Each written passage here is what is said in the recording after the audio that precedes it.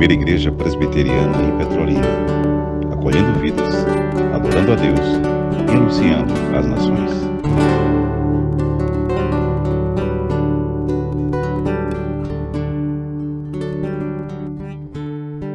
Deus querido, Pai eterno, nós te louvamos, Senhor, nós magnificamos o teu nome, nós te exaltamos, ó Deus.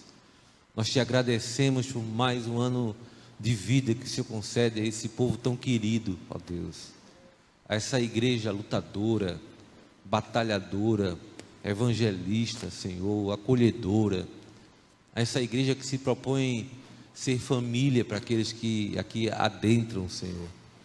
Essa igreja que batalha pela fé uma vez dada aos santos, Senhor. Nós pedimos que o Senhor continue os auxiliando, os capacitando, ó Deus, cada membro da diretoria, do conselho, ó Deus, das sociedades, cada membro comum, Senhor, a junta diaconal, que o Senhor possa ampará-los com a tua graça, com a tua misericórdia, Senhor. Sobretudo ao pastor desta igreja, o reverendo Ronilson, que o Senhor sustente suas mãos, Senhor, para o trabalho árduo que ele faz aqui e a sua vida com a sua esposa, Deus tão querida, que o Senhor possa lhes promover, Senhor, oportunidades para que o teu nome seja cada vez mais divulgado e conhecido. E agora, Senhor, estamos aqui todos prontos para ouvir a tua voz, para ouvir aquilo que o Senhor deseja falar ao nosso coração. Rogamos que o Senhor nos dê, Senhor, sensibilidade à voz do teu Santo Espírito, avidez, Senhor, para ouvir a tua palavra, Senhor. E que, como sempre o Senhor tem feito, o Senhor uma vez mais use o teu servo Vitor Ximenes, ó Deus, pregador da tua palavra, que é dependente do Senhor, zeloso pela Escritura. Que o Senhor seja com ele, ó Deus, e que a tua voz seja, ó Deus, transmitida em profusão pelos seus lábios. É o que nós te pedimos no nome do Senhor Jesus. Amém. Amém.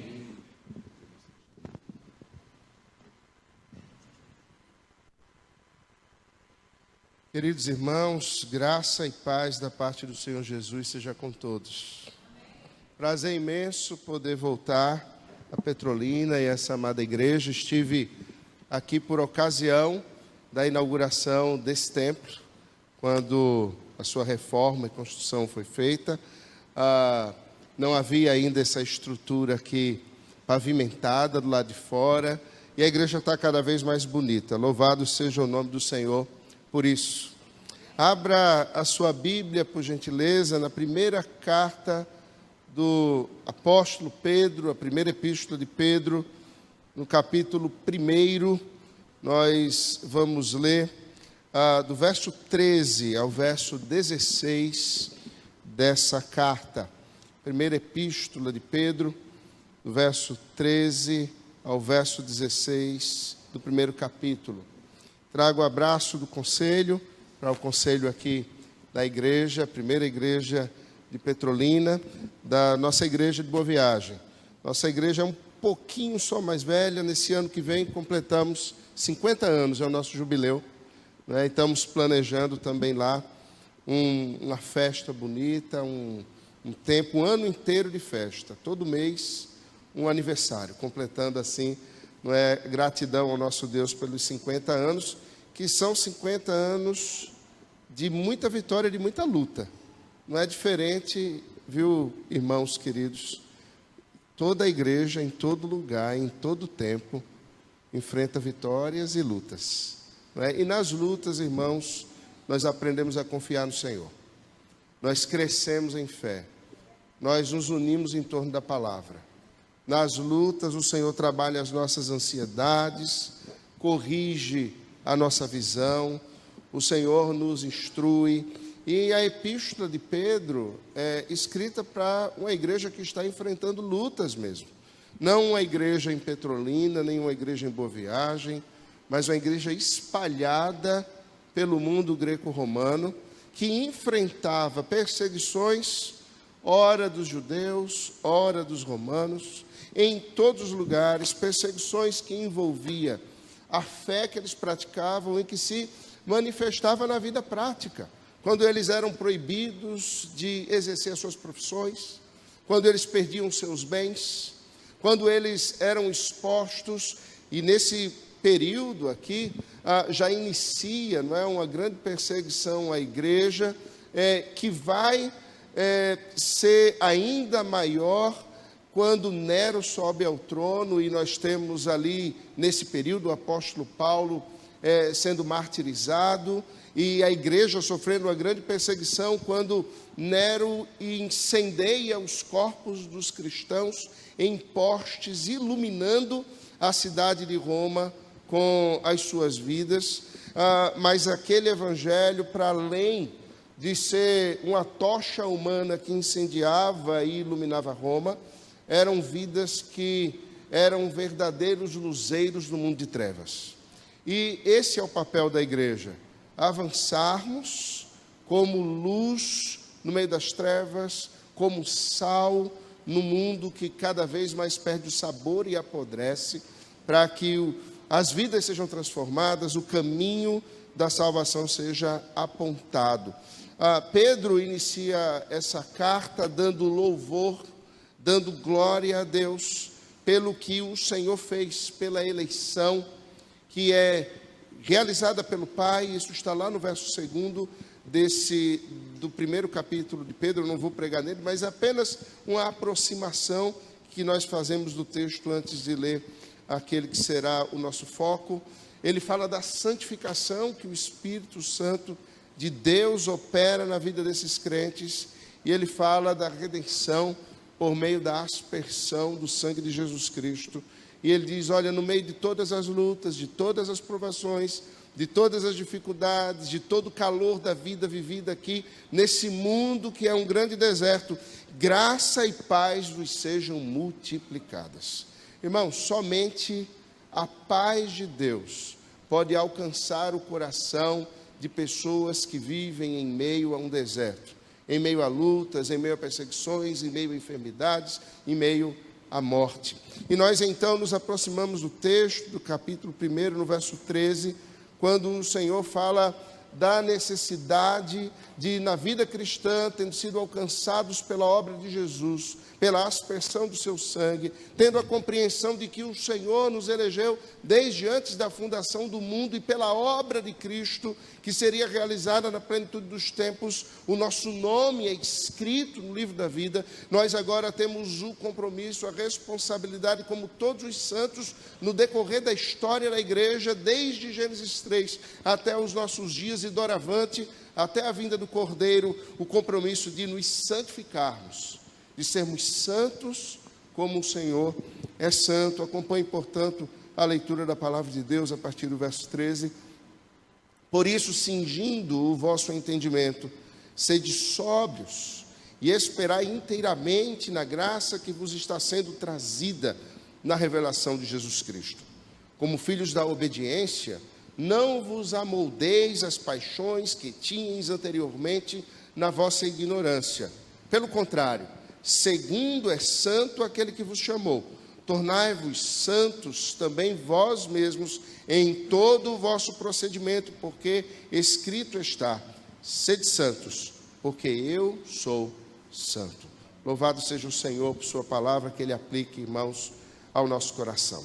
Esses que foram eleitos desde antes da fundação do mundo, que foram alvo da obra vicária de Cristo, sendo lavados e remidos no seu sangue, esses que são alvo da obra santificadora do Espírito Santo, lhes é necessário, portanto, nesse mundo de lutas, nessa caminhada que não é fácil, é necessário que ativamente vivamos diante da presença de Deus, buscando a imitação dele. Pedro escreve essa carta depois de Paulo abordar alguns ensinamentos, apontando, por exemplo, no texto que trabalharemos amanhã de manhã, no verso 1 do capítulo 5 de Efésios, que nós devemos ser imitadores de Deus como filhos amados.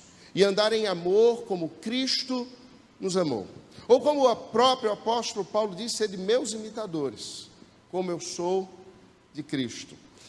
Pedro vai trabalhar a ideia da imitação, que não é inaugurada por Paulo, não é inaugurada pelo próprio Pedro, mas o próprio Senhor, Deus, a havia revelado a Moisés quando aponta a própria criação, a gênese de todas as coisas e a maneira como o homem e a mulher foram feitos. Numa conversa eterna, Pai, Filho e Espírito Santo abordam a criação e dizem: façamos o homem à nossa imagem e à nossa semelhança. O Senhor, Ele faz o ser humano fora da criação dos animais, longe, bem longe do que aprendemos nas escolas. E se me recordo, e imagino que os irmãos também devem recordar, uma definição que a biologia nas escolas dá acerca de quem é o ser humano é um animal racional. Para longe disso, as Escrituras nos mostram que o ser humano não é um animal, mas o ser humano é feito à imagem e semelhança de Deus, como nenhum outro ser o é.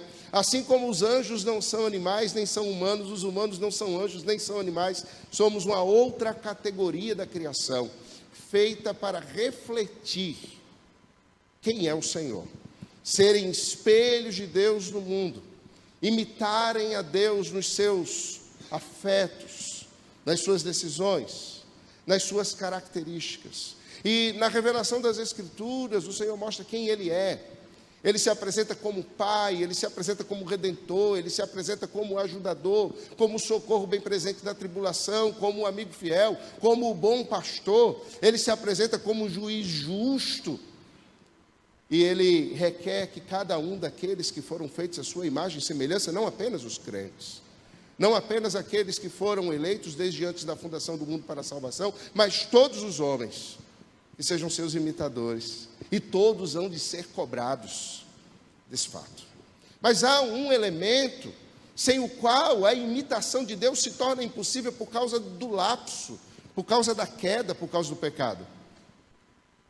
Nós não temos como imitar ao Senhor, porque o Senhor é santo, a não ser que uma obra seja operada em nós, e daí o apóstolo Pedro iniciar a sua carta na introdução, no verso 2, apontando que uma obra foi realizada, uma obra pela parte do Pai na eleição, uma obra pela parte do Filho na expiação dos nossos pecados, mas uma obra por parte do Santo Espírito de Deus, operando a santificação nos crentes.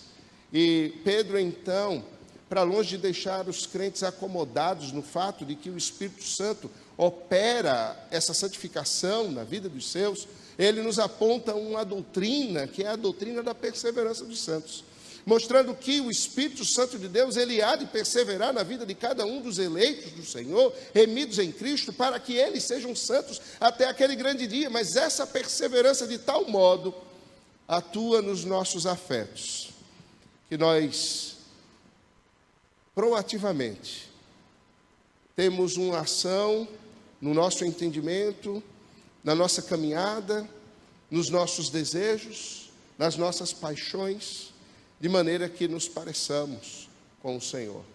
Irmãos, se nós fomos transformados de pessoas que estavam mortas nos seus delitos e pecados, como Paulo aponta em Efésios, no capítulo 2, no verso 1, nós também, como ele mesmo aponta no verso 10 desse mesmo capítulo, fomos criados para as boas obras, as quais Deus de antemão preparou para que andássemos nelas.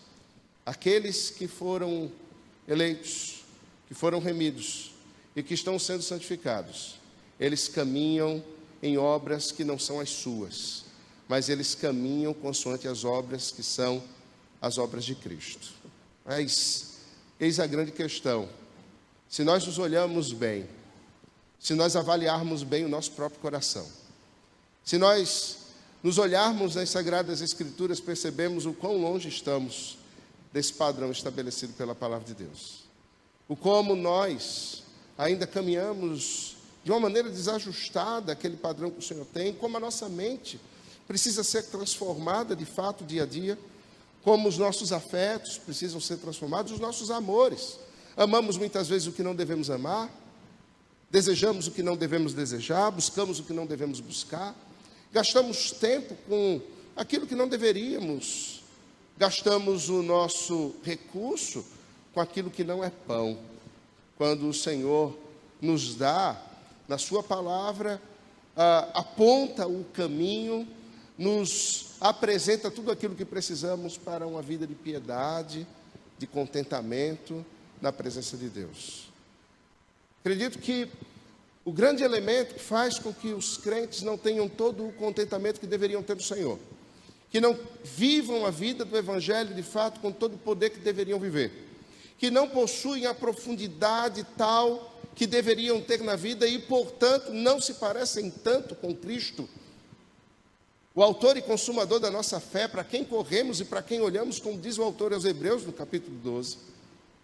Tudo isso se dá porque, de fato, os nossos corações, as nossas mentes, ainda não foram completamente submetidas à palavra de Deus e transformadas pelo poder do Espírito como devem ser. Mas não nos desesperemos, irmãos, porque esse é um trabalho inacabado. Eu sou um projeto inacabado, que ainda está no processo de transformação, de operação do Espírito Santo. Talvez você olhe assim, mas pastor, o senhor é pastor, pergunte à minha esposa, e pergunte às minhas filhas, se eu já sou um projeto perfeito à imagem de Cristo. E eu tenho certeza que elas vão fazer uma fila e vão poder dar histórias para vocês, mostrando o quão longe desse padrão eu ainda me encontro. Todos nós estamos nesse mesmo processo, somos feitos do mesmo pó, do mesmo barro, da mesma matéria e carecemos da mesma graça, juntos. Isso é a beleza de fazermos parte do corpo de Cristo, de sermos alvo da graça dele. Juntos somos alvos da graça de Deus. A igreja, a família da fé, a comunidade dos santos, sobretudo no congressamento da reunião, quando o manifesto da igreja é anunciado ao mundo.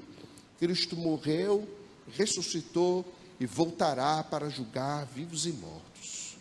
Nós nos colocamos nesse manifesto, nessa reunião que temos semanalmente, diante do Senhor, dizendo: santifica-nos, Senhor, com a tua palavra é a verdade. Irmãos, como carecemos da verdade nesse mundo de mentiras, e a verdade inequívoca é esta: todos carecemos do Senhor e da sua graça. O apóstolo Pedro, eu gosto desse texto, ele consegue trazer em poucas palavras, da forma simples dele. Ele não era, digamos assim, tão erudito com as palavras como Paulo. Ele não aprofundava termos e elaborava teologias tão longas como Paulo faz na sua carta aos Romanos, por exemplo. Ele escreve de forma curta, direta, objetiva, mas em poucos versos, em apenas 4 versículos, ele consegue praticamente reduzir o livro inteiro de Efésios, em 4 capítulos. Ele fala sobre uma guerra que está ocorrendo hoje, aqui e agora, mas que ocorre desde o Éden, e há de ocorrer até que o príncipe da paz estabeleça a verdadeira paz, quando o seu reino de paz eterno se manifestar no dia da sua glória, no dia da sua vinda. Uma guerra que acontece aqui pelas nossas mentes, pelos nossos corações, pelos nossos afetos, pela nossa vida e até mesmo pela vida da igreja. E ele usa um termo, inicialmente, nesse verso 13, que é um termo bélico, um termo da batalha, um termo da guerra, que o apóstolo Paulo vai usar no capítulo 6 de Efésios. Ele diz: cingindo o vosso entendimento. Cingir era um termo muito conhecido desse povo envolvido na cultura greco-romana. Afinal de contas, aquela era uma sociedade montada em cima da estrutura bélica, da conquista, da expansão, do poder das armas. Roma era firme como um punhal de ferro. que avançava conquistando os povos por onde passasse. E cingir-se, vestir-se para a batalha era algo comum no vocabulário daqueles povos, daqueles que viviam naquela época. E Paulo, ou melhor, Pedro, trata de um termo de guerra, um termo que é utilizado para cingir-se ou para vestir algo exterior em algo que é interior, o entendimento, a mente, a maneira como pensamos, vemos, enxergamos e entendemos todas as coisas. Irmãos, se há algo que o Evangelho deve operar em nós, é a mudança da nossa forma de entender as coisas, de entender o mundo, de enxergar os acontecimentos, de perceber todas as coisas, de interpretar as coisas. Nós vivemos com óculos. Ontem eu tive a grande ideia de pisar nos meus óculos, e eu os arrebentei. Isso era véspera de vir para cá. Eu não enxergo nada sem óculos, absolutamente nada. Eu estou vendo vocês como borrões, e eu não enxergo absolutamente de nada do que está escrito aqui no texto bíblico. E era perto de meia-noite, eu fui colocar o meu pequeno, eu tenho 5 filhos, o mais novo queria que eu fosse para a cama com ele, e estava ali conversando sobre mil e uma coisa. Eu disse: meu filho, em nome de Jesus, vá dormir, eu decreto, vá dormir. E naquele cansaço eu boto o óculos assim, e depois que o decreto funcionou, eu me levantei e pisei nos óculos, eu só vi o estalo. Tac. E eu fui dormir, sonhei com óculos, sonhei com oftalmologista, sonhei com cegueira, sonhei que não via nada, e de manhã eu me lembrei que eu tinha uma armação guardada. E eu disse: Senhor, que as lentes do óculos novo caibam no óculos velho. Não é que coube? Glória a Deus. Eu ia estar lendo em braille, irmãos, agora, né? Coube nesses óculos. Mas eu não falo desses óculos, todos nós usamos óculos que corrigem o desvio do que vemos. Óculos que corrigem a nossa percepção, que fazem com que nós enxerguemos as cores, tenhamos a leitura e a percepção do mundo de maneira correta. Esses óculos são a palavra de Deus. O Evangelho corrige a maneira como enxergamos o mundo, corrige o nosso entendimento e transforma a nossa mente, para que nós percebamos as coisas como elas de fato são. Pelas Escrituras, nós podemos ver o tempo de Covid e interpretá-lo corretamente. Nós podemos ver a guerra entre Rússia e Ucrânia e interpretá-la de forma correta. Nós podemos ver a morte que se avizinha de nós tantas vezes e interpretá-la de maneira correta, dizendo: onde está o norte, a tua vitória, onde está o teu aguilhão? Nós podemos interpretar os nossos papéis na família, na igreja, na sociedade, de forma correta. Nós interpretamos todas as coisas pela leitura das Escrituras, de maneira correta. Essa semana eu compartilhava com o presbítero César e o pastor Ronilson mais cedo. Foi uma semana muito difícil. Na quinta-feira, uma jovem, membro de uma congregação da nossa igreja, estaria se casando. Mas na terça-feira, da segunda para a terça-feira, ela passou mal. Foi à UPA uma vez, 2 vezes, 3 vezes. Não foi medicada como deveria. Na terceira vez, ela teve uma parada cardiorrespiratória e veio a óbito. Ela tinha se casado na semana anterior no civil, no cartório. Na quinta-feira, ela teria o culto de ação de graças, o seu casamento realizado. E ela então partiria para a vida conjugal. Estaria hoje na lua de mel. Retornaria durante a semana que vem. O apartamento montado, sonhos elaborados. Imagino as cores da pintura da parede que foram escolhidas com tanto amor e carinho, o enxoval que foi cuidadosamente arrumado, e um marido que sequer compartilhou o mesmo teto com sua esposa, agora estava enterrando. Gente, que difícil.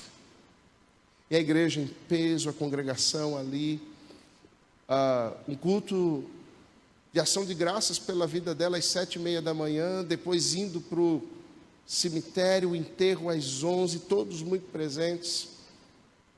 E o que dizer? Onde está, ó morte, a tua vitória? Onde está o teu aguilhão? Cristo, havíamos dito no domingo anterior, era domingo de Páscoa, Jesus ressuscitou. E quando ele ressuscitou, ele destronou a morte. Ele pisou o nosso adversário. E a morte se tornou a serva da igreja. De maneira que, eu dizia, a irmã Bruna foi amada e tão amada pelo Senhor, mais do que o seu marido, mais do que os seus pais, que a tinham como filha única, mais do que a igreja e do que os seus amigos.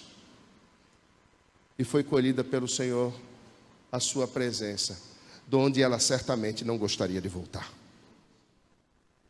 Irmãos, o Evangelho corrige o nosso entendimento, nos dando esperança, nos dando leitura até mesmo diante das maiores tragédias.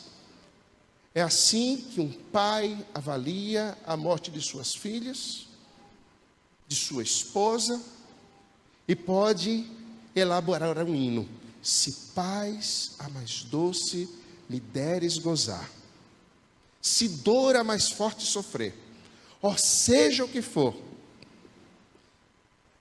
não importa o que seja, a paz de Cristo, que excede todo entendimento, toma mente e coração, de maneira que até mesmo diante da tragédia da morte, Deus é louvado e o seu povo é fortalecido. Foi assim, irmãos, que os mártires dessa igreja, aos quais Pedro escrevia, enfrentaram a morte. Você sabia como os pais faziam? Quando lançados nas arenas, eles pegavam seus filhos pequenos e colocavam na frente para morrer primeiro. E você pode pensar, mas que covardia.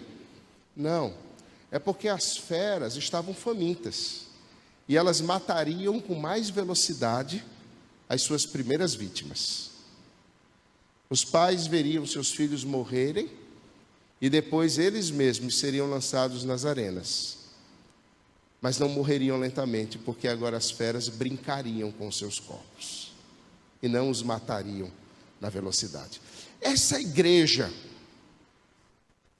diante da arena da morte, foi vitoriosa. Ela não foi detida. Afinal de contas, irmãos, nós estamos aqui. O Evangelho é o poder de Deus e não pode ser detido. Ele transforma o nosso entendimento. Ele transforma a maneira como nós pensamos. Eu trabalho com aconselhamento bíblico e tenho atendido várias pessoas e tratava com um jovem diagnosticado com transtorno obsessivo compulsivo, tenho tratado com ele. Ele vem medicado e de terapias, e ele disse: pastor, o senhor pode me ajudar de alguma forma? Eu disse: ok, a terapia vai lhe ajudar com o toque, eu vou lhe ajudar com o seu POC. Ele disse: com POC, o que é isso? Eu disse: pecado obsessivo compulsivo. A terapia vai trabalhar com você com um transtorno que está presente na sua vida, mas o que a terapia não lhe disse é que esse transtorno que já lhe adoece, é somatizado e que dá a você a necessidade, inclusive, de medicamento, inicia com algo mais profundo que o medicamento não pode alcançar. Um pecado enraizado no seu coração. E o pensamento dele de controle das coisas é muito forte, e daí o transtorno obsessivo compulsivo. E ele dizia, mas como mudar isso? Ele diz de uma forma bem simples, pela meditação da palavra de Deus. Ele disse, ok, mas como é que eu faço para meditar na palavra de Deus? Que desafio, irmãos. Cingir a nossa mente envolve exatamente isso. Meditarmos, vestirmos, colocarmos algo que vai nos aquecer, nos proteger no dia da batalha. É fazer com que nós estejamos preparados para algo que virá. Eu dizia, isso requer tempo, isso requer disciplina, isso requer observância diária. E se você estiver disposto, eu posso lhe ajudar. E passei leituras diárias para ele, com um questionário diário, no qual ele tinha que meditar durante o dia, responder no final do dia, encerrar com a oração, e na semana seguinte eu quero ver tudo escrito. Senão eu nem vou conversar com você. Tem que ter disciplina. A irmã, na semana passada, veio conversar com seu marido comigo. E a conversa no gabinete era a seguinte: pastor, eu sei mais o que fazer com a minha esposa. Eu digo, fala, santo varão. O que acontece? Ou melhor, deixa ela falar. E aí ela então diz assim, pastor, sabe o que é? É que quando eu fico irada, eu não me controlo. Aí ele olhou e disse, pastor, nesses 3 meses já foram 2 celulares. Ela joga as coisas, ela arrebenta tudo dentro de casa. Ela se descontrola completamente, eu não sei o que fazer. E sabe o que acontece, pastor? Agora tudo que ela está pedindo eu estou dando, para ela não se descontrolar, porque eu estou com medo. Pastor, e eu viro para ele e digo assim, olha, faça o que eu estou dizendo, viu? Me dê o que eu quero, porque senão eu vou me descontrolar. Eu disse, que coisa interessante, né? Deixa eu te perguntar uma coisa, desde quando é assim? Aí ele disse, minha sogra disse que desde que ela é criança, ela se jogava no chão, ela rolava no chão, ela quebrava tudo, e para ela parar a gente dava o que ela queria. Entendimento. A neurociência diz que a nossa mente é como uma grande mata, fechada, quando nós nascemos. E durante a vida nós vamos abrindo caminhos nas sinapses do nosso cérebro, que vão sendo pisados constantemente. Sabe uma mata? Se um caminho é trilhado e as pessoas dia a dia seguem o mesmo caminho, o que acontece com isso? Vira uma trilha. E daqui a pouco essa trilha fica maior. E daqui a pouco é um caminho já conhecido. Naturalmente se vai por ele, não precisa mais de bússola nem de mapa. É um caminho, sabe, que a gente vai no automático. É assim o entendimento. E mais uma vez eu dizia, vocês querem tratar as coisas? Então a gente vai precisar da palavra de Deus, que vai botar uma placa bem grande nesse caminho que foi aberto na sua vida, na sua mente desde a infância, dizendo, não ultrapasse, morte certa. E vamos abrir um outro caminho em outra direção, da maneira como a palavra de Deus diz, dizendo, irai-vos e não pequeis, não deixe o sol se pôr sobre a vossa ira, nem deis lugar ao diabo. Longe de vós toda amargura, gritaria, e por aí vai. Ele diz, mas como a gente faz isso? Mais uma vez, cingindo a mente. Vestindo a mente para uma guerra. Porque é de fato uma guerra. Há uma guerra nos nossos prazeres.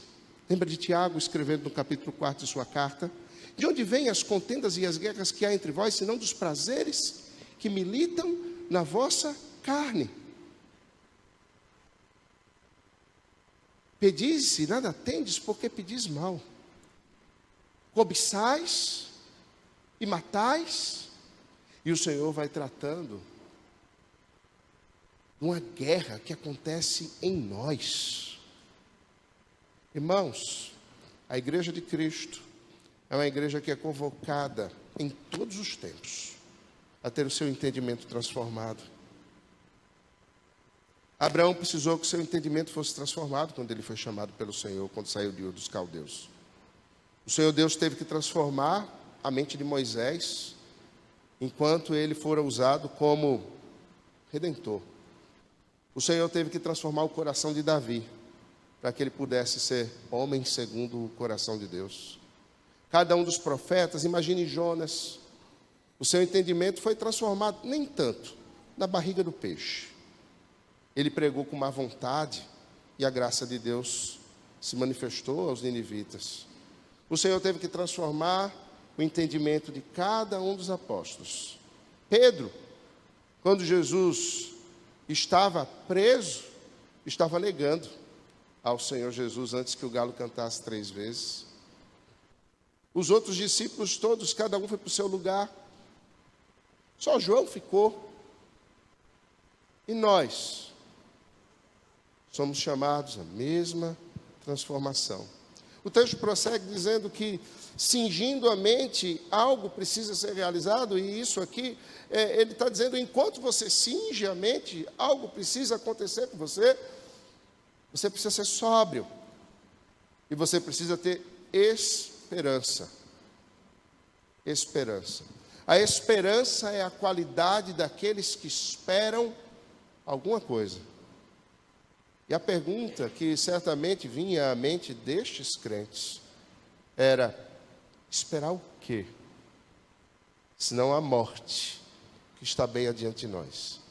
E a pergunta que talvez nós precisemos fazer ao ouvir de sobriedade e esperança é: o que você espera?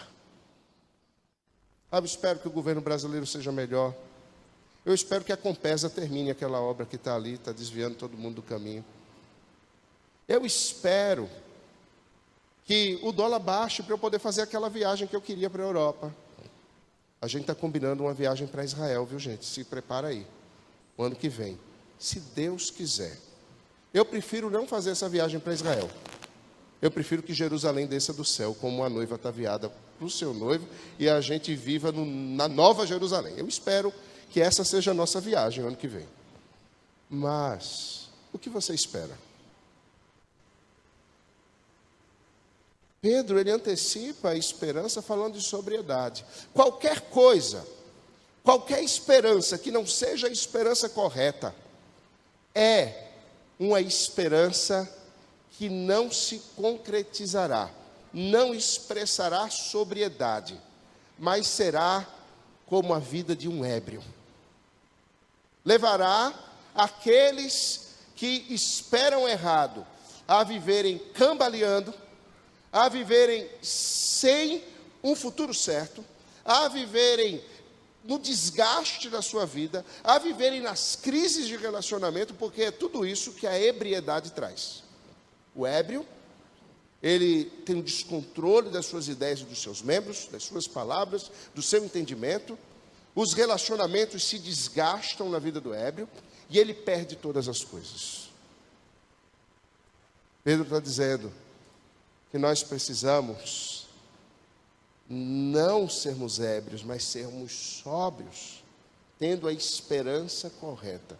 Irmão, se você tiver esperança em qualquer lugar, qualquer pessoa, qualquer instituição, qualquer realidade que não seja Cristo, e a realidade de que Ele governa todas as coisas, e que Ele é o Senhor dos senhores, e Ele é o personagem central da vida, da nossa história e de todo mundo, quer as pessoas entendam isso ou não, você estará vivendo de maneira ébria. Nós precisamos colocar a nossa esperança, as nossas ansiedades, totalmente em Cristo. Senão nós estaremos cambaleando nesse mundo, indo na direção errada, e fatalmente nós nos veremos perdidos ao final. E esperança na graça que nos está sendo trazida na revelação de Jesus Cristo. Eu me lembro de um colega, era um colega de escola, nós estávamos ali no 6º ano, foi um dia desse, dia desse, do século passado, né? E eu preguei o evangelho àquele colega, eu venho de um lar cristão, eu ansiava por falar de Cristo, e eu preguei o evangelho àquele meu colega. Não me lembro o nome dele, eu lembro só do apelido, Bolinha. Você já imagina. Naquela época não tinha problema com isso, gente. Hoje em dia seria um grave problema. Mas era Bolinha, e eu preguei o evangelho a Bolinha, e depois de alguns dias conversando e expondo a palavra, e vendo textos bíblicos, ele deu um passo de confiar em Cristo, entregou a sua vida ao Senhor Jesus. Dali a pouco, vieram as provas, e Bolinha, como era costume, tirou um monte de nota vermelha. E eu fui conversar com ele, disse assim: Bolinha, cara, agora você é crente, você tem que dar um testemunho bom, você tem que tirar notas melhores. Ele disse: que nada, Vitor, preciso não, porque teve um negócio que tu me falou quando tu estava pregando o evangelho para mim, que foi o que me confortou. Aí eu disse: o que foi? Eu disse que Jesus está voltando, e se Jesus está voltando, eu não preciso mais estudar. Bolinha não entendeu nada do evangelho. Não entendeu nada do evangelho. Ele abraçou o evangelho porque ele queria fugir da responsabilidade dos estudos. Essa é uma esperança errada. É possível que nós esperemos a volta de Cristo como escapismo. É possível que nós esperemos a volta de Cristo porque nós queremos que os nossos problemas sejam resolvidos como o gênio de uma lâmpada resolve. Os nossos afetos não estarão corretamente orientados dessa forma.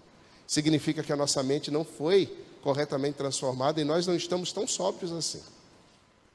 Por que nós esperamos na graça que nos está sendo trazida e revelada em Cristo Jesus? Só tem uma resposta. Porque nós amamos aquele que nos amou primeiro e morreu em nosso lugar para nos dar vida e vida eterna. Eu não espero Cristo para pagar as minhas contas, nem posso esperar Cristo para que eu esteja livre das lutas desse mundo, das enfermidades. Nós precisamos esperar Cristo, porque a nossa alma se sacia nele. Porque o ansiamos como a corça anseia pelas correntes das águas. Nós precisamos esperar Cristo, porque é nele que a nossa identidade está. É nele que nós entendemos quem nós somos. É nele que nós nos refugiamos. E a vida só faz sentido porque olhamos para ele, corremos por ele, que é o autor e consumador da nossa fé. Pedro vai dizer que essa é a ação daqueles que são os filhos da obediência. Esses, pelo contrário, não se amoldam às paixões que anteriormente viviam na ignorância. Esse é um tema que eu vou passar aqui rapidamente, porque eu quero trabalhar amanhã, em outro texto, mas abordando essa mesma verdade. No lugar, irmãos, de vivermos as nossas paixões, os nossos desejos, no lugar de vivermos os sentidos que são maculados e entorpecidos pelo pecado aqui, que muitas vezes nos conduzem ao erro e ao engano, nós, como filhos da obediência, nós vivemos de maneira santa, segundo é santo aquele que nos chamou. E algo que Pedro vai abordar, e que for abordado em Levítico também, no capítulo 11 e no capítulo 19, nós precisamos nos tornar santos. E essa é a questão com a qual iniciamos a nossa conversa hoje. O Senhor requer de nós uma postura em busca da santidade. Todavia, a postura em busca da santidade é o resultado daqueles que foram alvos da obra do Pai, do Filho e do Espírito Santo. Elegendo, salvando e agora santificando. nós precisamos nos tornar santos, diz o verso 15. Se precisamos nos tornar, é porque nós ainda não o somos. De maneira prática, não. Mas se refugie em algo maravilhoso, veja. Quando o Senhor, Deus, que é cercado pelos santos anjos, como diz o texto de Isaías capítulo 6, com duas asas cobrem os seus rostos, para não verem a grandeza de Deus, com duas cobrem os seus pés e com duas voam, e cantam, santo, santo, santo é o Senhor, toda a terra está cheia da sua glória. Esse Deus que é ladeado por um cântico eterno que diz que Ele é santo, e que diz assim, que é tão puro de olhos que não pode ver o mal. Ele olha para mim e para você, e nós não somos consumidos, e os servos do passado não foram consumidos, e os nossos pais na fé, no Antigo Testamento, também não foram consumidos. Sabe por quê? Porque quando Ele olha para nós, Ele vê a aspersão do sangue de Jesus, e Ele vê Cristo em nós, e Ele nos vê santos e irrepreensíveis, assentados nas regiões celestes com Cristo. Essa é a realidade do já e do ainda não. Já estamos santificados em Cristo, e nós podemos nos refugiar nisso, podemos viver sem medo diante de Deus, temendo, mas sem medo. Podemos viver diante dos seus olhos corandeu, sabendo que o Deus Todo-Poderoso é aquele em que nós podemos nos refugiar, porque Cristo se interpõe entre Ele e nós. Se não fosse Cristo, irmãos, nós estaríamos completamente perdidos. A nossa santificação ocorre por causa de Cristo, e nós só podemos ver o modelo, o paradigma da santificação que devemos imitar, quando olhamos para Cristo, o homem Deus, o segundo Adão, os seus passos, as suas decisões, a sua vida, sua postura, a maneira como ele viveu, é a maneira como nós devemos viver. Olharmos para Cristo nos dá o modelo do que nós devemos ser. Um marido olha para Cristo e ama a sua esposa como Cristo ama a sua igreja, ao ponto de dar a sua vida por ela. Um marido ama a sua esposa como Cristo ama a sua igreja e a santifica pela palavra. E aquilo que sai da boca do seu marido não causa ruga na sua esposa, porque ele a ama como Cristo ama a sua igreja. Uma esposa ama o seu marido como a igreja ama a Cristo, e é fiel a Cristo, e submissa a Cristo. Filhos amam e obedecem os seus pais como ao Senhor, e pais criam os seus filhos num padrão que não é do estatuto da criança e do adolescente, não é o da lei da palmada, não é o padrão desse mundo, da Unicef, é o padrão de Deus, conforme estabelecido na sua santa palavra e lembrado de forma tão clara aos nossos pais israelitas que entravam na terra prometida em Deuteronômio capítulo 6. Inculca,